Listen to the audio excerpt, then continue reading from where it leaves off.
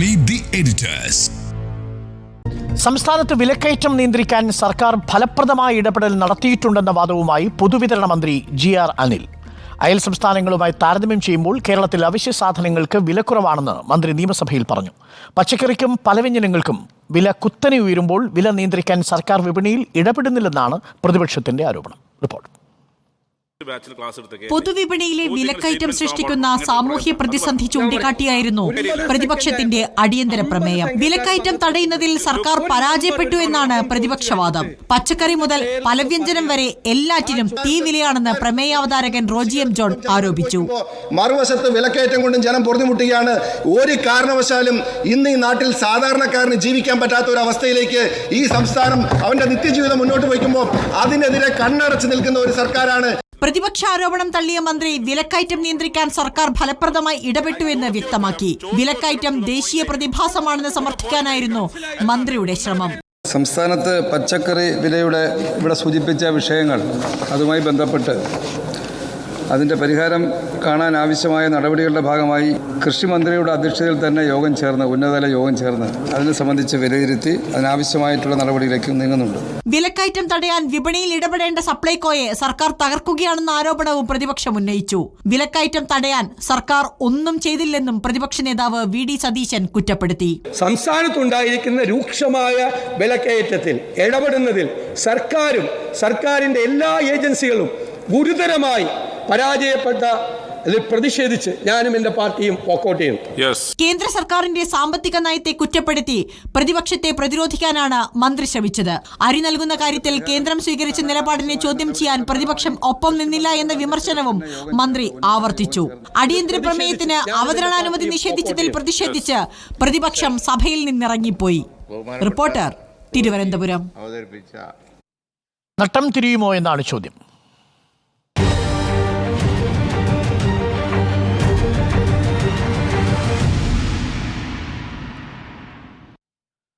സുജയ, തക്കാളിക്ക് ഇപ്പോൾ 60 രൂപയാണ്. ഇന്നലെ 80 ആയിരുന്നു തിരുവനന്തപുരത്ത്, ഇന്ന് 60 ആയിട്ടുണ്ട്. മുരിങ്ങക്ക 210 കിടന്നത് 120 ആയിട്ടുണ്ട്. സാധനങ്ങൾക്കെല്ലാം പൊതുവേ ഉയർന്ന വിലയാണ്. പക്ഷേ ഭക്ഷ്യവകുപ്പ് മന്ത്രി പറയുന്നത് ഇത് ദേശീയ പ്രതിഭാസമാണ്, താൽക്കാലികമാണ് എന്നാണ്. നട്ടം തിരിയുമോ? കേരളത്തിൽ നട്ടം തിരിഞ്ഞു കഴിഞ്ഞല്ലോ. ജനം തലയിൽ കൈവച്ച് സർക്കാരിനെ ശപിച്ചുകൊണ്ടിരിക്കുകയാണ്. ഓരോ ദിവസവും ആ ശാപം കേട്ട് തുമ്മിക്കൊണ്ടേ ഇരിക്കുകയായിരിക്കും മുഖ്യമന്ത്രിയും മന്ത്രിമാരും. കേരളത്തിലെ വിപണിയെക്കുറിച്ചും വില നിലവാരത്തെക്കുറിച്ചുമാണ് പറയുന്നത്. അങ്ങേക്ക് താല്പര്യം കേന്ദ്രത്തെക്കുറിച്ച് പറയാനാണെങ്കിലും ദയവായി ഇതുകൂടി കേൾക്കൂ. അപ്പോൾ കേരളത്തിലെ കമ്പോള നിലവാരം, അങ്ങയുടെ വീട്ടിൽ പച്ചക്കറി വാങ്ങിച്ച് സാമ്പാറും അവിയലും ഒക്കെ വെക്കുന്നുണ്ടാവുമല്ലോ. അപ്പോൾ സാമ്പാർ വെക്കാനും അവിയൽ വെക്കാനുമായിട്ടൊക്കെ വാങ്ങുന്ന പച്ചക്കറിക്ക് എത്ര രൂപ കൂടുതലായി ഒരു മാസം കൊടുക്കുന്നുണ്ട് എന്നുള്ള ഒരു കണക്കെടുത്താൽ മതി. ചില ദിവസങ്ങളിൽ കൂടുകയും കുറയുകയും ചെയ്യുന്ന രീതിയിൽ പലതരത്തിലുള്ള കൃത്രിമവും ഇപ്പോൾ വിപണിയിൽ നടന്നുകൊണ്ടിരിക്കുകയാണ്, കേരളത്തിലെ വിപണിയിൽ. അപ്പോൾ അത് മനസ്സിലാക്കാൻ കഴിയുന്നില്ല സർക്കാരിന് എന്നുള്ളതൊരു പ്രധാനപ്പെട്ട കാര്യമാണ്. എൻ്റെ വീട്ടിലും പച്ചക്കറി വാങ്ങിക്കാറുണ്ട്. ഇപ്പോൾ ഓരോ മാസത്തെയും നമ്മൾ എടുത്തു നോക്കിക്കഴിഞ്ഞാൽ പച്ചക്കറിക്ക് ഒരു മാസം 5000 രൂപയെങ്കിലും എക്സ്ട്രാ ആവുന്നുണ്ട്. അല്ലെങ്കിൽ ഈ സാധനങ്ങൾ വാങ്ങുന്നതിന് അത് ഓരോ വീട്ടിലും ഒരു മിഡിൽ ക്ലാസ് ഫാമിലിയുടെ കാര്യമാണ് ഞാൻ പറയുന്നത്. അപ്പോൾ അതിൽ കൂടുതൽ സ്പെൻഡ് ചെയ്യുന്നു. ഇപ്പോൾ ഉണ്ണിസാറൊക്കെ പ്രത്യേക പച്ചക്കറികളൊക്കെ സാലഡ്സ് ആയിട്ടൊക്കെ കഴിക്കുന്നവരാണെങ്കിൽ അതിൽ കൂടുതൽ ചിലവാക്കേണ്ടി വരും. സാധാരണഗതിയിൽ ഉണ്ടാക്കുന്ന ഒരു മെഴുക്ക് പുരട്ടിയും ഒരു തോരനും ഒരു സാമ്പാറും ഒരു അവിയലും ഒക്കെ മാറി മാറി പല ദിവസങ്ങളിൽ വെക്കുന്ന ഒരു സാധാരണ കുടുംബത്തിന്റെ അവസ്ഥയാണ് ഞാൻ പറഞ്ഞത്. അപ്പോൾ പ്രതിമാസ ചെലവിൽ ഒരു 5000+ ആ വർധന എന്ന് പറയുന്നത് ഓരോരുത്തരുടെയും വാങ്ങൽ ശേഷി കൂടുന്നില്ല, പർച്ചേസിംഗ് പവർ കൂടുന്നില്ല. എന്നാൽ അവർക്ക് ചെലവാക്കേണ്ട തുകയുടെ വലിപ്പം എന്ന് പറയുന്നത് കൂടി വരുന്നു എന്നുള്ളത് അവരെ നേരിട്ട് ബാധിക്കുന്ന വിഷയമാണ്. ഇപ്പോൾ നമ്മൾ സർക്കാർ എങ്ങനെ തെറ്റുതിരുത്തണം, CPIM എങ്ങനെ തിരുത്തണം എന്നൊക്കെ പറഞ്ഞുകൊണ്ടിരിക്കുമ്പോൾ സാധാരണക്കാരനെ നേരിട്ട് ബാധിക്കുന്ന ഈ വിഷയത്തിൽ ഇടപെടൽ ഉണ്ടാകുന്നില്ല എന്ന് പ്രതിപക്ഷം ചൂണ്ടിക്കാണിക്കുമ്പോൾ പ്രതിപക്ഷം പറയുന്നത് ജനം വിശ്വസിക്കാനാണ് സാധ്യത. മാത്രമല്ല അതാണ് സത്യവും. കാരണം സപ്ലൈകോയിലേക്ക് നോക്കിക്കഴിഞ്ഞാൽ സപ്ലൈകോയെ നമ്മൾ കളിയാക്കി പലരും ട്രോളാക്കിയൊക്കെ ഇടുന്നതാണ്. സപ്ലൈ ഇല്ല സപ്ലൈകോ എന്ന് പറയാറുള്ളതാണ്. പക്ഷേ അത് ഒരു യാഥാർത്ഥ്യമായി മാറുകയാണ്. പല റാക്കുകൾ ഒഴിഞ്ഞു കിടക്കുകയാണ് എത്രയോ കാലമായി. കഴിഞ്ഞ ഓണക്കാലം തൊട്ട് നമ്മൾ തന്നെ എത്ര വാർത്തകൾ കൊടുത്തു. നമ്മൾ ഈ ചാനലിൻ്റെ റീലോഞ്ചിന് ശേഷം സപ്ലൈകോയിലെ അവസ്ഥ എത്ര തവണ ദൃശ്യങ്ങളായി നമ്മുടെ മുന്നിലേക്ക് എത്തി. അപ്പോൾ അതൊക്കെ ഒരു യാഥാർത്ഥ്യമാണ്.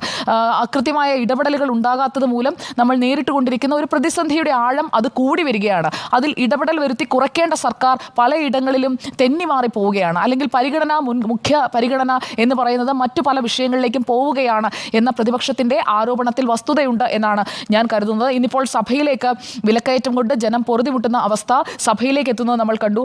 അവിടെ പ്രതിപക്ഷം ഉന്നയിക്കുന്ന പ്രധാനപ്പെട്ട ചോദ്യം വിപണിയിലെ ഇടപെടലിൽ സർക്കാർ എന്ത് ചെയ്തു എന്നുള്ളതാണ്. പച്ചക്കറി ആവട്ടെ, ഞാനിപ്പോൾ പച്ചക്കറിയുടെ കാര്യം പറഞ്ഞു, പഴവർഗ്ഗങ്ങളാകട്ടെ, അതുപോലെ തന്നെ മുട്ട, ഇറച്ചി, മീൻ, പലവ്യഞ്ജനം ഏതെടുത്ത് നോക്കിക്കഴിഞ്ഞാലും എന്തിന് ഇപ്പോൾ ഒരു കിലോ മത്തി എന്ന് പറഞ്ഞു കഴിഞ്ഞാൽ ഒരു 8-10 മത്തിയായിരിക്കും വരിക. എത്രയാണ് നമ്മളിപ്പോൾ കൊടുക്കുന്നത്? അങ്ങനെ മീനിൻ്റെ വില, പഴവർഗ്ഗങ്ങളുടെ വില, എല്ലാത്തിൻ്റെയും വില കൂടുന്നുണ്ട്. അങ്ങിപ്പോൾ പറഞ്ഞ ഈ തക്കാളിയും മുരിങ്ങയ്ക്കയും കൊണ്ട് മാത്രം ജീവിക്കാൻ കഴിയില്ലല്ലോ. എല്ലാ സാധനങ്ങളും വാങ്ങണം. എല്ലാം കറിയാക്കി കഴിക്കുന്ന മലയാളിയാണ്, പൊതുവെ കറികളോട് ഇഷ്ടമുള്ള മലയാളിയാണ്. അല്ലാതെ സാൻഡ്വിച്ചിലൊന്നും എല്ലാവരും തൃപ്തിപ്പെടണമെന്നില്ല. അപ്പോൾ അങ്ങനെയുള്ള 50% മുതൽ 200% വരെയുള്ള ഈ വിലക്കയറ്റം എന്ന് പറയുന്നത് നമ്മൾ അടങ്ങുന്ന എല്ലാവരെയും ബുദ്ധിമുട്ടിക്കുന്നുണ്ട് എന്നുള്ളത് ഒരു വസ്തുതയാണ്. നോക്കൂ, സപ്ലൈകോയുടെ 50ാം വാർഷികമാണ്. അപ്പോൾ ഈ സപ്ലൈകോയുടെ 50ാം വാർഷികത്തിൽ ആ സ്ഥാപനത്തിന്റെ അന്തകരായി മാറുന്ന ഒരു സർക്കാർ, അങ്ങനെയാണ് നിങ്ങളെ ചരിത്രം രേഖപ്പെടുത്താൻ പോകുന്നത് എന്നാണ് പ്രതിപക്ഷ നേതാവ് വി.ഡി. സതീശൻ ഇന്ന് നിയമസഭയിൽ പറഞ്ഞത്. അതായത് ഇതുവരെയുള്ള കുടിശ്ശിക എത്രയാണ്? 3000, 3500, അത് കൂടിക്കൂടി വരികയാണ്. അങ്ങനെ ആ കുടിശ്ശിക കൂടി നിൽക്കുന്നു. ഇത്ര തുക കൊടുക്കാനുണ്ട് എന്നുള്ള കണക്കുകൾ വരുമ്പോൾ അവിടെ കൃത്യമായ ഒരു മറുപടി പറയാനില്ല. എന്തുകൊണ്ടാണ് വിലക്കയറ്റം എന്ന് അന്വേഷിക്കുന്നതിനായിട്ടുള്ള കൃത്യമായ ഒരു സംവിധാനം പോലും സംസ്ഥാന സർക്കാരിൻ്റെ കയ്യിലില്ല. എവിടെയാണ് ഈ കരിഞ്ചന്ത അല്ലെങ്കിൽ ഈ പൂഴ്ത്തിവയ്പ് സംഭവിക്കുന്നതെന്ന് അവർക്ക് മനസ്സിലാക്കാൻ കഴിയുന്നില്ല. ഇവിടെ അവശ്യ സാധനങ്ങൾക്ക് തീവിലയാണ് എന്നുള്ളത് അവനവൻ്റെ അടുക്കളയിലേക്കൊന്ന് നോക്കിയാൽ ഈ ഭക്ഷ്യമന്ത്രിക്ക് മനസ്സിലാകുമല്ലോ. ഭക്ഷ്യമന്ത്രി GR അനിൽ അദ്ദേഹത്തിൻ്റെ വീട്ടിലെ അടുക്കളയിൽ ഒന്ന് കാര്യങ്ങൾ അന്വേഷിച്ചു കഴിഞ്ഞാൽ അദ്ദേഹത്തിന് നാട്ടിൽ നടക്കുന്നത് എന്താണെന്ന് ബോധ്യപ്പെടും. വേറെ എവിടേക്കും പോകേണ്ട. വീട്ടിൽ സാധനം വാങ്ങാൻ ഉച്ചയ്ക്ക് ചോറിന് സാമ്പാർ ഒഴിക്കുമ്പോൾ ആ സാമ്പാറിൽ ഇട്ട കഷ്ണത്തിന് വില കൂടിയെന്ന് അദ്ദേഹത്തിന് വീട്ടിലാരെങ്കിലും പറഞ്ഞു കൊടുത്താൽ മതി. ഞാൻ വ്യക്തിപരമായി അധിക്ഷേപിക്കുകയല്ല. കാരണം നമ്മുടെ ഓരോരുത്തരുടെയും വീടുകളിൽ മനസ്സിലാക്കാൻ കഴിയുന്ന യാഥാർത്ഥ്യം ഒരു സർക്കാരിന് മനസ്സിലാകുന്നില്ല എന്ന് പറയുമ്പോൾ അത് ഗുരുതരമായ തെറ്റ് തന്നെയാണ്.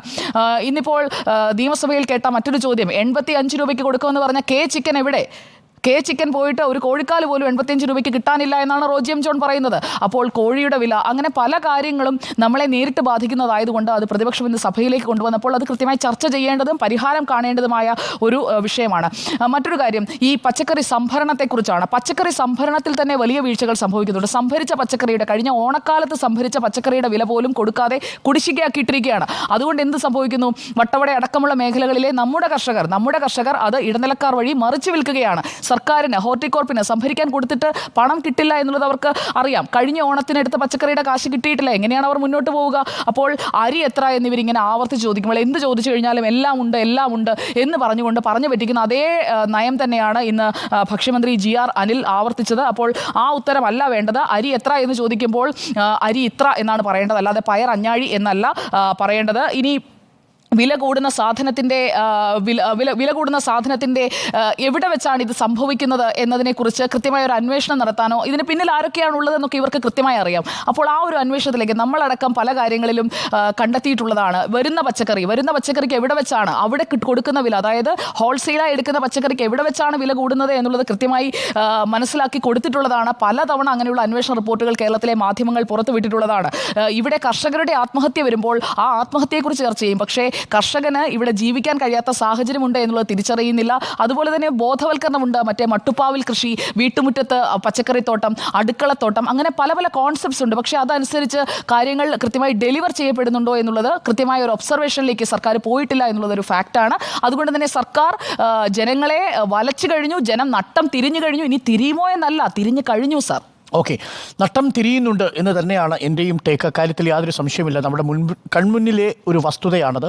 റിപ്പോർട്ടിൽ തന്നെ ഒരു അന്വേഷണം നടത്തിയിരുന്നു. പ്രേക്ഷകർക്ക് അറിയുന്നത് പോലെ നമ്മൾ ഗുണ്ടൽപേട്ടിൽ പോയി പച്ചക്കറി നോക്കി. തിരുവനന്തപുരത്ത് എത്തുമ്പോൾ അതിന് എത്ര രൂപ വില വർദ്ധിക്കുന്നു എന്നറിഞ്ഞു. അതിൽ നമ്മൾ കണ്ടെത്തിയ ഏറ്റവും പ്രധാനപ്പെട്ട കാര്യങ്ങളിലൊന്ന്, ഗുണ്ടൽപേട്ടിൽ നിന്ന് തിരുവനന്തപുരത്തേക്ക് എത്തുമ്പോൾ ഒരു പച്ചക്കറിക്ക്, ഉദാഹരണത്തിന് 45 രൂപ ഗുണ്ടൽപേട്ടിലുള്ള തക്കാളി തിരുവനന്തപുരത്തേക്ക് എത്തുമ്പോൾ അതിന് 70-75 രൂപയായിട്ട് മാറുന്നു. എന്തുകൊണ്ടാണ് എന്നുള്ളതിന് വളരെ ലളിതമായ ഒരു ഉത്തരമാണ്. ഡീസലിൻ്റെ പ്രൈസ്, ഇന്ധനത്തിൻ്റെ വില വളരെ പ്രധാനപ്പെട്ട ഒരു കാര്യമാണ്. പക്ഷേ അതുകൊണ്ട് സർക്കാരിന് ജനങ്ങളുടെ അടുത്ത് നിന്ന് ഒളിച്ചോടാൻ കഴിയില്ല. അതൊരു പ്രധാനപ്പെട്ട പ്രതിസന്ധിയാണ്. രണ്ട് തരത്തിൽ ഈ വിഷയത്തെ സമീപിക്കണമെന്നാണ് എനിക്ക് പറയാനുള്ളത്. ഒന്ന്, സർക്കാരിൻ്റെ ഇടപെടൽ എത്രത്തോളം ഉണ്ടായിരുന്നു, അതിനകത്തൊരു പ്രയോറിറ്റി കൊടുത്തിരുന്നു എന്നൊരു വളരെ പ്രധാനപ്പെട്ട ചോദ്യമാണ്. അതിന് ഞാൻ സംസ്ഥാന സർക്കാരിനെ പൂർണ്ണമായും വിമർശിക്കുക തന്നെയാണ്. അവിടെ വി.ഡി. സതീശൻ പറഞ്ഞതിൽ കാര്യമുണ്ട് ഭാഗികമായും. എന്താണ്? നോക്കൂ, സംസ്ഥാന സർക്കാരിൻ്റെ ധനവകുപ്പ് സിവിൽ സപ്ലൈസ് വകുപ്പിന് കൊടുക്കാനുള്ള പണത്തിൻ്റെ കണക്ക് തന്നെ നമ്മുടെ മുന്നിലുണ്ട്. സബ്സിഡി ഇനത്തിൽ കൊടുത്ത സാധനങ്ങൾക്ക് ധനവകുപ്പിൽ നിന്ന് കിട്ടാനുള്ളത് 1600 കോടി രൂപയാണ്. അത് കിട്ടാത്തത് കൊണ്ട് എന്ത് സംഭവിക്കും? സബ്സിഡി ഇനത്തിൽ സാധനങ്ങൾ വിതരണം ചെയ്യേണ്ട കരാറുകാരൻ ആ സാധനങ്ങൾ വിതരണം ചെയ്യില്ല. 13 ഇനം അടിസ്ഥാന സബ്സിഡിയുള്ള സാധനങ്ങൾ ഇന്ന് സിവിൽ സപ്ലൈകോയുടെ റാക്കുകളിൽ എത്താത്തതിൻ്റെ കാരണം 1600 കോടി രൂപ സംസ്ഥാന സർക്കാർ ധനകാര്യ വകുപ്പ് സിവിൽ സപ്ലൈകോയ്ക്ക് കൊടുക്കണം. രണ്ടാമത്തത്, ഉച്ചഭക്ഷണത്തിൻ്റെ കാര്യത്തിൽ സിവിൽ സപ്ലൈകോ കൊടുക്കാനുള്ളതാണ്. ആ സിവിൽ സപ്ലൈകോയ്ക്ക് സംസ്ഥാന സർക്കാർ കൊടുക്കേണ്ടത് 150 കോടി രൂപയാണ്. നെല്ല് സംഭരണത്തിന് കർഷകർക്ക് ഏറ്റവും ഒടുവിലുള്ള കണക്ക് പ്രകാരം 1460 കോടി രൂപ ഇനി ബാങ്ക് കൊടുക്കില്ല എന്ന് പറഞ്ഞിരിക്കുന്നു. ബാങ്കിൻ്റെ ക്രെഡിറ്റ് ലിമിറ്റ് കഴിഞ്ഞിരിക്കുകയാണ്. PRS കൊണ്ട് ഇനി കർഷകർക്ക് കാനറ ബാങ്കിലോ SBIയിലോ പോയാൽ പണം കിട്ടാത്ത സാഹചര്യം ഉണ്ടാവുന്നു. ധനകാര്യ വകുപ്പ് കൊടുക്കേണ്ടതും കേന്ദ്രം കൊടുക്കേണ്ടതിൻ്റെയും കണക്ക് നമ്മുടെ മുന്നിലുണ്ട്. ഈ 900 കോടി രൂപ കൊടുക്കണം സംസ്ഥാന സർക്കാർ, കേന്ദ്രം കൊടുക്കേണ്ടത് 1069 കോടി രൂപ. അപ്പോൾ സംസ്ഥാന സർക്കാർ പ്രയോറിറ്റി ഫിക്സ് ചെയ്യുന്നതിൽ നിലവിലൊരു അനാസ്ഥ കാണിച്ചു എന്നുള്ളത് വ്യക്തമാണ്. മാത്രമല്ല ഹോർട്ടികോർപ്പിൻ്റെ കാര്യത്തിൽ, ഹോർട്ടികോർപ്പിൽ പോയാൽ നിങ്ങൾക്ക് മാർക്കറ്റിൽ നിന്ന് കിട്ടുന്ന സാധനങ്ങളെക്കാൾ കുറഞ്ഞ വിലയ്ക്ക് സാധനങ്ങൾ കിട്ടുന്നുണ്ടോ? പലതും കിട്ടുന്നില്ല എന്ന സാഹചര്യം. ഹോർട്ടികോർപ്പ് പലയിടത്തും സംഭരിക്കുന്നില്ല എന്ന സാഹചര്യം. ഹോർട്ടികോർപ്പ് സംഭരിച്ചിരിക്കുന്ന പച്ചക്കറികൾക്ക് വേണ്ടത്ര വില കർഷകർക്ക് നൽകിയിട്ടില്ല എന്നുള്ളത്, കഴിഞ്ഞ തവണത്തെ കുടിശ്ശിക ബാക്കി കിടക്കുന്നു എന്നുള്ളത്, ഇതൊക്കെ നമ്മുടെ മുന്നിൽ വസ്തുതയായി നിൽക്കുന്നു. അത് വസ്തുതയാണ്. അപ്പോൾ പ്രതിപക്ഷം ഇന്ന് ഉന്നയിച്ചിരിക്കുന്നത് ഭാഗികമായി ശരിയാണ്. എന്നാൽ ഇത് കേരളത്തിൽ മാത്രമുള്ള പ്രതിഭാസമാണോ? അതല്ല. അത് പ്രതിപക്ഷം മറച്ചുവെക്കുകയും ചെയ്തു. അവിടെയാണ് ഇന്ന് ഭക്ഷ്യവകുപ്പ് മന്ത്രി ഒരു കണക്ക് പറഞ്ഞിരിക്കുന്നത്. നോക്കൂ, കേരളത്തിൻ്റെ തൊട്ടടുത്തുള്ള തെക്കേ ഇന്ത്യൻ സംസ്ഥാനങ്ങളുടെ കണക്ക് പരിശോധിച്ചാൽ കോൺഗ്രസ് ഭരിക്കുന്ന കർണാടകയിൽ എന്താണ് റീറ്റെയിൽ പണപ്പെരുപ്പത്തിൻ്റെ നിരക്ക്? കർണാടകയിൽ റീറ്റെയിൽ പണപ്പെരുപ്പ നിരക്ക് 6.11%. തെലങ്കാനയിലേക്ക് വരൂ, കോൺഗ്രസ് ഭരിക്കുന്ന മറ്റൊരു സംസ്ഥാനം 5.97%. ആന്ധ്രാപ്രദേശിലേക്ക് വരൂ 5.87%. കേരളത്തിലേക്ക് വരൂ 5.47%. എന്ന് പറഞ്ഞാൽ തെക്കേ ഇന്ത്യൻ സംസ്ഥാനങ്ങളിൽ റീറ്റെയിൽ പണപ്പെരുപ്പത്തിൻ്റെ തോത് ഏറ്റവും കുറവുള്ള സംസ്ഥാനങ്ങളിലൊന്ന് കേരളമാണ്. കേരളത്തിൽ ഫലപ്രദമായി അതിൽ ഇടപെടാൻ സാധിച്ചിട്ടുണ്ട് എന്നതാണ് ആ കണക്കുകൾ പറയുന്നത്. ഒരു ഉപഭോക്തൃ സംസ്ഥാനമായിട്ടും പ്രേക്ഷകർക്കറിയാവുന്നതുപോലെ 15% മാത്രമാണ് നെല്ല് നമ്മൾ ഉൽപ്പാദിപ്പിക്കുന്നത്. ബാക്കി 85% അരി പുറത്തു നിന്നെത്തേണ്ടതാണ്. ആ അരി എത്തുമ്പോൾ സ്വാഭാവികമായി നമുക്ക് സംഭവിക്കുന്ന വിലക്കയറ്റം എന്നുള്ളത് സ്വാഭാവികമാണ്. ഇനി ഒരു കാര്യം കൂടി പ്രേക്ഷകർ മനസ്സിലാക്കണം. നേരത്തെ സുജയ് ചോദിച്ചത് വളരെ പ്രധാനപ്പെട്ട കാര്യമാണ്. അരി എവിടെ എന്നതാണ് ചോദ്യം. അരി എവിടെ എന്നതാണ് ചോദ്യം. ആ ചോദ്യം നമ്മൾ ആവർത്തിച്ച് ചോദിക്കുന്നത് ഫുഡ് കോർപ്പറേഷൻ ഓഫ് ഇന്ത്യയോടാണ്. അരി എവിടെ കേന്ദ്ര സർക്കാർ എന്നതാണ് ചോദ്യം. എന്താണ്? ഫുഡ് കോർപ്പറേഷൻ ഓഫ് ഇന്ത്യ ഒരു ചട്ടം കൊണ്ടുവന്നു. ആ ചട്ടപ്രകാരം കേരളത്തിൽ സബ്സിഡി ഇനത്തിൽ സാധനങ്ങൾ കൊടുക്കാൻ വേണ്ടി സിവിൽ സപ്ലൈകോയ്ക്ക് ഓപ്പൺ മാർക്കറ്റ് ടെൻഡറിൽ പങ്കെടുക്കാൻ കഴിയാത്ത സാഹചര്യമുണ്ടായി. ആ മാർക്കറ്റ് ടെൻഡറിൽ പങ്കെടുക്കാൻ കഴിയാതെ വരുമ്പോൾ ആ മാർക്കറ്റ് ടെൻഡറിൽ നിന്ന് സാധനങ്ങൾ ഏറ്റുവാങ്ങി ഭാരത് റൈസ് എന്ന പേരിൽ തെരഞ്ഞെടുപ്പ് കാലത്ത് വിതരണം ചെയ്തത് പ്രേക്ഷകർ ഓർമ്മിക്കുമല്ലോ. പ്രേക്ഷകരെ, നിങ്ങൾക്കിപ്പോൾ ഭാരത് റൈസ് കിട്ടുന്നുണ്ടോ? എവിടെ പോയി ഭാരത് റൈസ്? കണ്ടുപിടിക്കാനില്ല. കെ റൈസ് എന്ന പേരിൽ സർക്കാർ അതിന് ബദലായ ഒരു പദ്ധതി തുടങ്ങി. അത് പക്ഷേ FCIയിൽ നിന്ന് നിങ്ങൾ ഓപ്പൺ ടെൻഡറിങ്ങിൽ പിടിക്കാൻ കഴിയാത്ത സാഹചര്യമുണ്ട്. എന്ന് പറഞ്ഞാൽ സബ്സിഡി ഇനത്തിൽ അരി കൊടുക്കാൻ വേണ്ടി FCIയിൽ നിന്ന് സംസ്ഥാന സർക്കാരിൻ്റെ സിവിൽ സപ്ലൈകോ വകുപ്പിനെ വിലക്കിയത് എന്തുകൊണ്ടാണ്? ചോദ്യം പ്രസക്തമാണ്. ആ ചോദ്യത്തിന് കേന്ദ്രം മറുപടി പറയണം. ഇനി കേന്ദ്രം മറുപടി പറയേണ്ട മറ്റു ചില കാര്യങ്ങളുണ്ട്. ഞാൻ വിശാലമായി പോകുന്നില്ല. സംസ്ഥാന സർക്കാരിന് കേന്ദ്രം കൊടുത്തു തീർക്കാനുള്ള പണത്തിൻ്റെ കാര്യത്തിലുള്ള കണക്കുകൾ നമ്മുടെ മുന്നിലുണ്ട്. കിഫ്ബിയുടെ കാര്യത്തിൽ എന്താ സംഭവിച്ചത്? കിഫ്ബിയുടെ കടം പൊതുകടമെടുപ്പിൻ്റെ പരിധിയിൽ ഉൾപ്പെടുത്തിയതുകൊണ്ട് ഒരു വർഷം സംസ്ഥാന സർക്കാരിന് 12,500 കോടി രൂപയുടെ നഷ്ടമുണ്ടാവുന്നുണ്ട്. 12,500 കോടി രൂപ. നിങ്ങളത് ഓർമ്മിക്കണം. കേരളത്തിൽ ഒരു മാസം 62 ലക്ഷം പെൻഷൻകാർക്ക് 1,200 രൂപ വീതം കൊടുക്കാൻ 900 കോടി രൂപ മതി. 900 കോടി രൂപ വെച്ച് 10 മാസം കൊടുക്കാൻ 9,000 കോടി മതി. 12 മാസം കൊടുക്കാൻ 1,080 കോടി മതി. പക്ഷേ ഇവിടെ ഈ പറയുന്ന 10,080 കോടി മതി. പക്ഷേ ഇവിടെ നോക്കൂ, 12,500 കോടി രൂപ കിഫ്ബിയുടെ ബാധ്യതയിൽപ്പെടുത്തി സംസ്ഥാന സർക്കാർ നിഷേധിക്കുന്നു വായ്പ എടുക്കാൻ. അതും മുൻകാല പ്രാബല്യത്തോടു കൂടി 2016 മുതൽ മുൻകാല പ്രാബല്യം നടപ്പിലാക്കുമ്പോൾ സ്വാഭാവികമായും 1,07,800 കോടി രൂപയുടെ നഷ്ടം കേരളത്തിൻ്റെ വരുമാനത്തിലുണ്ടാവുന്നു. ആ ഇടിവ് എങ്ങനെയാണ് ഈ സംസ്ഥാന സർക്കാർ പരിഹരിക്കേണ്ടത്? സംസ്ഥാന സർക്കാർ പരിഹരിച്ചേ മതിയാവൂ. കാരണം ഇതൊരു റിയാലിറ്റി നമ്മുടെ മുന്നിൽ. അതിന് സംസ്ഥാന സർക്കാരിൻ്റെ ഇപ്പോൾ ഏറ്റവും ഒടുവിലുള്ള കണക്ക് പ്രകാരം നികുതിയേതര വരുമാനത്തിലും വർധനവുണ്ടാവുന്നു. അത് 60% എന്നതാണ് ധനകാര്യ വകുപ്പ് മന്ത്രി പറയുന്നത്. പക്ഷേ അപ്പോഴും അടിസ്ഥാനമായ വിഷയം ഇങ്ങനെ ഒരു താൽക്കാലികമായ പ്രതിഭാസമാണ് ഇത്, ഈ വിലക്കയറ്റം എന്നാണ് ഞാൻ മനസ്സിലാക്കുന്നത്. ഇത് നേരത്തെ ചാലക്കമ്പോളത്തിലെ ഒരു വ്യാപാരി നമ്മളോട് പറയുന്നുണ്ടായിരുന്നു. ഇപ്പോൾ 1-2 സാധനങ്ങൾക്കാണ് വില കൂടി നിൽക്കുന്നത്. അത് മഴക്കാലമായതുകൊണ്ടാണ്. മഴക്കാലം കഴിയുന്നതോടുകൂടി അതിൻ്റെ വില കുറയാനുള്ള സാധ്യതയുണ്ട്. ഇതൊരു 1-1.5 മാസം ഒരുപക്ഷെ ഈ ലെവലിൽ ഒരുപക്ഷെ നിന്നേക്കാം. അതിനുശേഷം വില താഴും എന്ന് തന്നെയാണ് നമ്മൾ മനസ്സിലാക്കുന്നത്. എല്ലാ മൺസൂൺ കാലത്തും ഇതേപോലെ വിലക്കയറ്റം ഉണ്ടാവുന്നു. 200-നപ്പുറത്തേക്ക് വെളുത്തുള്ളിയുടെയും സവാളയുടെയും ഒക്കെ വില 300-നപ്പുറത്തേക്ക് പോയതും നമ്മൾ കണ്ടതാണ്. അപ്പോൾ ഇതൊരു താൽക്കാലികമായ പ്രതിഭാസമാണ്. ഇത് കണ്ട് പ്രേക്ഷകർ ആശങ്കപ്പെടേണ്ടതില്ല. പക്ഷേ നിലവിലത്തെ സാഹചര്യത്തിൽ പെൻഷൻ നാളെ 1 ഗഡു കൊടുക്കുന്നു, പക്ഷേ 5 ഗഡു ബാക്കിയാണ്. അപ്പോൾ പെൻഷൻ കിട്ടാതിരിക്കുന്നവരുണ്ട്. കാരുണ്യയിൽ പോയാൽ വേണ്ടത്ര ചികിത്സാ സംവിധാനങ്ങൾ കിട്ടാത്തവരുണ്ട് ആശുപത്രിയിൽ. അപ്പോൾ ഇതൊക്കെ സർക്കാരിൻ്റെ മുന്നിലെ ജനക്ഷേമ പദ്ധതി താളം തെറ്റുന്നു എന്നതിൻ്റെ സൂചനയാണ്. കാരണമായി നമുക്ക് ഒരുപാട് കാര്യങ്ങൾ നിരത്താം. പക്ഷേ ജനങ്ങൾക്ക് ആ കാരണമല്ല വേണ്ടത്. ജനങ്ങൾക്ക് ജനങ്ങൾക്ക് വേണ്ടത് ഭക്ഷണമാണ്, ജനങ്ങൾക്ക് വേണ്ടത് വില കുറഞ്ഞ പച്ചക്കറിയാണ്, അവർക്ക് വേണ്ടത് അവരുടെ ചികിത്സയ്ക്ക് വേണ്ടുന്ന മരുന്നുകളാണ്, അവരുടെ കയ്യിൽ, അവരുടെ മുത്തശ്ശിയുടെ കയ്യിൽ മുറുക്കാൻ മേടിക്കാനുള്ള പെൻഷനാണ്, പ്രഷറിനും കൊളസ്ട്രോളിനും കിട്ടുന്ന ഗുളികയാണ്. ഇങ്ങനെയാണ് സർക്കാർ ജനങ്ങളുടെ മുന്നിലേക്ക് എത്തേണ്ടത്. നമുക്ക് ന്യായീകരണങ്ങൾ ഒരുപാട് നിരത്താം, പക്ഷേ അടിസ്ഥാനമായി എന്താണ് വിഷയമാവുക? ജനങ്ങളുടെ കയ്യിലെത്തുന്ന പണമാണ്, അവരുടെ ജീവിതമാണ്, ക്ഷേമമാണ്. അതുകൊണ്ട് നഷ്ടം തിരിയുമെന്ന് തന്നെയാണ് എൻ്റെയും പക്ഷം. പക്ഷേ അതിന് സംസ്ഥാന സർക്കാർ മാത്രമല്ല ഉത്തരവാദി എന്നതാണ് എൻ്റെ ടേക്ക്. ഉണ്ണിബാലകൃഷ്ണൻ, നോക്കൂ, ഇപ്പം സംസ്ഥാനം ഒരു വലിയ വിലക്കയറ്റത്തിലാണെന്ന് നമ്മൾ ആരെയും പറഞ്ഞ് പഠിപ്പിക്കേണ്ട കാര്യമില്ല. എല്ലാവരും അവരവരുടെ വീടുകളിൽ അഭിമുഖീകരിച്ചുകൊണ്ടിരിക്കുന്ന ഒരു പ്രശ്നമാണ്. പക്ഷേ ഇവിടുത്തെ ഒരു വളരെ ശ്രദ്ധിക്കേണ്ട ഒരു കാര്യമെന്ന് പറയുന്നത്, നമ്മളൊരു താൽക്കാലിക പ്രതിസന്ധിയിലൂടെ അല്ല ഇപ്പോൾ കടന്നു പോകുന്നത്. വളരെ ശക്തമായൊരു സാമ്പത്തിക പ്രതിസന്ധി നമ്മളെ തുറച്ചു നോക്കുന്നുണ്ട് എന്നുള്ളതാണ് യാഥാർത്ഥ്യം, വിവിധ കാരണങ്ങളാൽ. ഇപ്പം നമ്മുടെ ആളോഹരി വരുമാനം മികച്ചതാണ് ഈ ഒരു സംസ്ഥാനം എന്നുള്ള നിലയ്ക്ക്. നമ്മുടെ ജീവിത നിലവാരവും വളരെ ഉയർന്ന നിലവാരം തന്നെയാണ്. പക്ഷേ നോക്കൂ, ഈ മാസം അവസാനം ഈ സർക്കാർ ജീവനക്കാർക്കും പെൻഷൻകാർക്കും ശമ്പളം കൊടുക്കാൻ കഴിയുമോ എന്ന ആശങ്കയിലാണ് സംസ്ഥാന സർക്കാർ ഉള്ളത്. അതിൻ്റെ നെട്ടോട്ടത്തിലാണ്. ഈ മെയ് മാസം ഏതാണ്ട് 15,000 സർക്കാർ ജീവനക്കാരാണ് വിരമിച്ചത്. അവരുടെ വിരമിക്കൽ ആനുകൂല്യങ്ങൾ നൽകാൻ തന്നെ ഏതാണ്ട് 7,000 കോടി രൂപയോളം സർക്കാരിന് കണ്ടെത്തേണ്ടതുണ്ടായിരുന്നു. ഈ വിലക്കയറ്റം എന്ന് പറയുന്ന പ്രശ്നത്തെ നമ്മൾ എങ്ങനെയാണ് നിയന്ത്രിക്കുന്നത്? സർക്കാർ വിപണിയിൽ ഇടപെട്ടുകൊണ്ടാണ് വിലക്കയറ്റം നിയന്ത്രിക്കുന്നത്. അതാണല്ലോ നമ്മൾ ഈ പറയുന്ന സപ്ലൈകോ പോലുള്ള അവശ്യ സാധനങ്ങൾ ലഭ്യമാക്കാനുള്ള സ്ഥലങ്ങളിൽ അധിക സബ്സിഡിയോടുകൂടി സാധനങ്ങൾ നൽകുമ്പോൾ പൊതുകമ്പോളത്തിലെ വിലക്കയറ്റത്തെ നമുക്ക് നിയന്ത്രിക്കാൻ കഴിയും. പക്ഷേ അങ്ങനൊരു ഇടപെടൽ കഴിയാത്തത് എന്തുകൊണ്ടാണ്? അങ്ങേയറ്റം സാമ്പത്തികമായ പ്രതിസന്ധിയിലാണ് കേരളത്തിലെ സർക്കാരും കേരളവും എന്ന് നമ്മൾ മനസ്സിലാക്കണം. അതൊരു വളരെ പെട്ടെന്ന് പൊട്ടിപ്പുറപ്പെട്ട ഒരു കാര്യവുമല്ല. അതിന് പല കാരണങ്ങൾ, പല സാമ്പത്തിക കാരണങ്ങൾ. നോക്കൂ, ഇപ്പോൾ നമ്മുടെ ഈ പറയുന്ന GST വരുമാനം പൂർണ്ണമായും നിലച്ചല്ലോ. അതിനിപ്പം റീഇൻസ്റ്റേറ്റ് ചെയ്യുമെന്ന് നമ്മൾ പ്രതീക്ഷിക്കേണ്ട. അതേപോലെ തന്നെ നമുക്ക് കിട്ടുന്ന കേന്ദ്ര വിഹിതത്തിൻ്റെ കോമ്പൻസേഷൻ, അതേപോലെ തന്നെ ഞാൻ പറഞ്ഞ GST ഇതാണ്, ഓക്കെ, GST വിഹിതം, അത് ഇനിയിപ്പോൾ സാധ്യതയില്ല. രണ്ടാമത്തെ കാര്യം എന്ന് പറയുന്നത്, ഈ പറയുന്ന നമ്മുടെ ഏറ്റവും വലിയ ശക്തി എന്തായിരുന്നു? റെമിറ്റൻസ് ആണല്ലോ. ഈ പറയുന്ന വിദേശത്ത് പോയിട്ട് ആളുകൾ നമുക്ക് അയക്കുന്ന പണം. ഈ കോവിഡിന് ശേഷം അതിനകത്ത് വലിയ ഇടിവാണുണ്ടായിരിക്കുന്നത്. അത് വളരെ പ്രധാനപ്പെട്ട കാര്യമാണ്. അതുപോലെ തന്നെ കേന്ദ്ര സർക്കാർ നമുക്ക് നൽകുന്ന വിഹിതത്തിലെ ശതമാനത്തിൽ നമ്മൾ എത്ര ഫൈറ്റ് ചെയ്താലും അതിനൊക്കെ ഉയരാനൊരു പരിധിയുണ്ട്.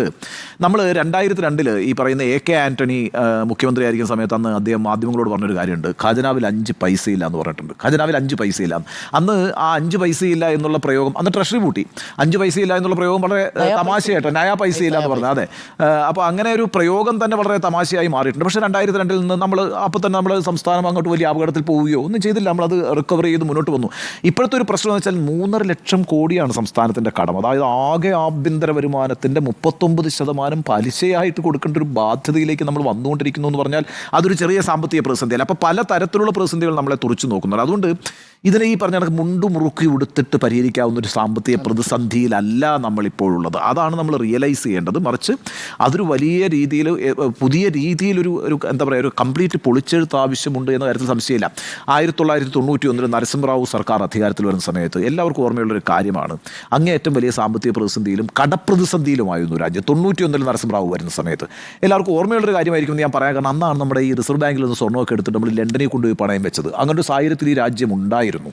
പക്ഷേ ആ സർക്കാരാണ് പിൽക്കാലത്ത്, ഇപ്പോൾ ഇന്ന് നമ്മൾ ഈ 5ാം സാമ്പത്തിക ശക്തിയായി ഇന്ന് ലോകത്തിരിക്കുന്നുണ്ടെങ്കിൽ അതിൻ്റെ ആരംഭം കുറിച്ചതും ആ സർക്കാരായിരുന്നു എന്നുള്ളത് ഓർക്കണം. മൻമോഹൻ സിംഗിനെ പോലെ ഒരു ധനമന്ത്രി വരികയും അദ്ദേഹത്തിൻ്റെ ഉദാരവൽക്കരണ നയങ്ങളെ സംബന്ധിച്ച് ഇടതുപക്ഷം അടക്കമുള്ള പ്രസ്ഥാനങ്ങൾ വലിയ രീതിയിലുള്ള വിമർശനങ്ങൾ ഉന്നയിച്ചിട്ടുണ്ട് എങ്കിൽ പോലും രാജ്യത്തെ ഒരു സാമ്പത്തിക പുരോഗതിയിലേക്ക് നയിക്കുന്നതിൻ്റെ ആദ്യ ചുവടുവെപ്പുകൾ നടത്തിയത് ആ സർക്കാരായിരുന്നു. അത്രയും വലിയ സാമ്പത്തിക പ്രതിസന്ധി രാജ്യം അഭിമുഖീകരിക്കുമ്പോൾ. അപ്പം അത്തരത്തിലൊരു റിഫർമേഷൻ സാധ്യമാണ്. അത് നമ്മുടെ സംസ്ഥാനത്തും സാധ്യമാണ്. നമ്മളിപ്പോഴേ ഈ ഉപഭോക്തൃ സംസ്ഥാനമാണെന്ന് പറഞ്ഞിട്ട് ഏതാണ്ട് ഒരു അലങ്കാരം പോലെയാണ് നടക്കുന്നത്. നമ്മൾ ഈ അനുഭവിച്ചുകൊണ്ടിരിക്കുന്ന മുഴുവൻ സാധനങ്ങളും, ഇപ്പോൾ ഉപയോഗിച്ചുകൊണ്ടിരിക്കുന്ന മുഴുവൻ സാധനങ്ങളിൽ ഏതാണ്ട് 80% ഇങ്ങോട്ടേക്ക് ഇറക്കുമതി ചെയ്യാറുള്ളൂ. നമ്മൾ ഒരു ഉപഭോഗ സംസ്ഥാനമാണ്, ഉപഭോക്തൃ സംസ്ഥാനമാണെന്ന് പറയും.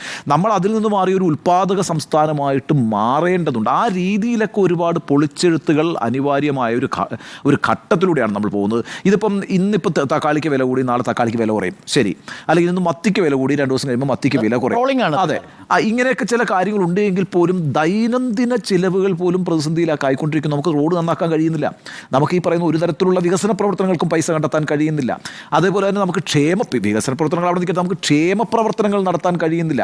ഈ രീതിയിലുള്ളൊരു സാമ്പത്തിക പ്രതിസന്ധി സംസ്ഥാനം അഭിമുഖീകരിക്കുന്നുണ്ട്. അതുകൊണ്ടൊരു വലിയ പൊളിച്ചെഴുത്താണ് അനിവാര്യമായിരിക്കുന്നത്. മുണ്ടുമുറുക്കി കൊടുത്ത് നമുക്ക് ഈ ഘട്ടം അങ്ങ് കടന്നു കളയാം എന്ന് വിചാരിച്ചാൽ അതൊരു തെറ്റായ വിചാരമായി പോകും. അതുകൊണ്ട് ഈ വിലക്കയറ്റം പോലും നമുക്ക് നൽകുന്നത് ഒരു ആപൽ സൂചനയാണ്. അതുകൊണ്ട് അടിയന്തരമായ ശസ്ത്രക്രിയയ്ക്ക് വിധേയമാക്കുന്ന കൊണ്ടൊരു സാഹചര്യത്തിലാണ് കേരളത്തിൻ്റെ സമ്പദ് വ്യവസ്ഥ എന്നാണ് ഞാൻ മനസ്സിലാക്കുന്നത്. നേരത്തെ ഉണ്ണിബാലകൃഷ്ണൻ പറഞ്ഞപ്പോൾ കേരളത്തിൻ്റെ പൊതുകടത്തെക്കുറിച്ച് പറയുമ്പോൾ പ്രേക്ഷകർക്ക് ഒരു പോയിന്റ് കൂടി ആഡ് ചെയ്യാനാണ്. അത് കേന്ദ്രത്തിൻ്റെ കടവും കൂടി ഒന്ന് ആഡ് ചെയ്യുന്നു എന്ന് മാത്രമേ ഉള്ളൂ. 67 വർഷം കൊണ്ട് ഇന്ത്യക്ക് ആകെ ഉണ്ടായിരുന്ന കടം എത്രയാണെന്നറിയോ? 55 ലക്ഷം കോടി രൂപയായിരുന്നു 2014 വരെ. അതായത് മോദി സർക്കാർ അധികാരത്തിൽ വരുന്നതുവരെ സ്വതന്ത്ര ഇന്ത്യയുടെ 67 വർഷത്തിൻ്റെ ചരിത്രത്തിൽ ആകെ ഉണ്ടായിരുന്ന കടം 55 ലക്ഷം കോടിയാണ്. ഇന്ന് എത്രയാണെന്നറിയാമോ ഇന്ത്യയുടെ കടം? 205 ലക്ഷം കോടിയാണ്. ആ കണക്ക് കൂടി പ്രേക്ഷകരൊന്ന് അറിയണമെന്ന് മാത്രമേ ഉള്ളൂ. അല്ല, ഇത് നട്ടം തിരിയുന്നു അതല്ല എന്നുള്ളത് വാസ്തവമാണ്. ഇപ്പൊ ഈ പറഞ്ഞ ഇപ്പം നിലവിൽ അധികാരത്തിലിരിക്കുന്ന ഒരു സർക്കാർ ഈ കടം ഉണ്ടാക്കിയ അർത്ഥത്തിലല്ല പറയുന്നത്. ഇത് ഭാഗമായിട്ടുണ്ടാവുന്ന കടമാണ്. പക്ഷേ ഇതെല്ലാം ഒരു സാമ്പത്തിക പ്രതിസന്ധിയുടെ ഘട്ടത്തിൽ ഇതെല്ലാം പ്രശ്നമായി വരും. അതുകൊണ്ടാണ് അത് ഞാൻ സൂചിപ്പിച്ചത്. അത് ഏതെങ്കിലും ഒരു സർക്കാരിനെയോ അല്ലെങ്കിൽ മുൻ സർക്കാരിനെയോ കുറ്റപ്പെടുത്താൻ വേണ്ടിയിട്ടല്ല. ഒരു സമ്പദ് സമൂഹം എന്നുള്ള നിലയ്ക്ക് നമ്മൾ അഭിമുഖീകരിക്കുന്ന വിവിധ പ്രതിസന്ധികൾ ചൂണ്ടിക്കാണിക്കുന്നതിന്റെ ഭാഗമായിട്ടാണ് ഞാനത് ഉന്നയിച്ചത്. ഓക്കെ, അപ്പോൾ നട്ടം തിരിയുമോ എന്ന ചോദ്യത്തിന് 3 പേർക്കും ഏകാഭിപ്രായമാണ് യെസ് എന്ന് 3.